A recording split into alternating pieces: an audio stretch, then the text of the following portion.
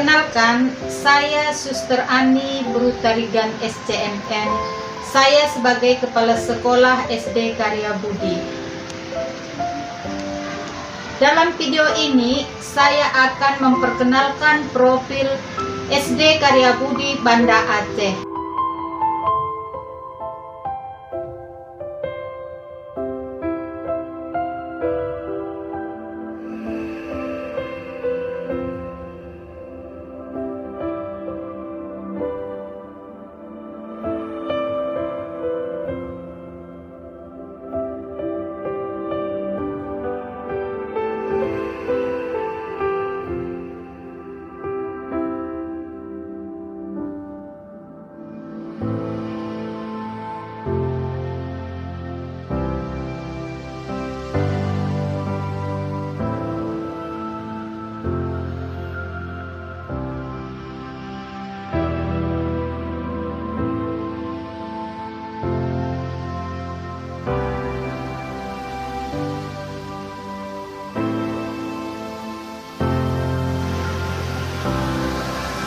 Di SD Karya Budi, tenaga pendidik berjumlah 16 orang dan pada tahun 2021-2022, peserta didik SD Karya Budi berjumlah 214 orang.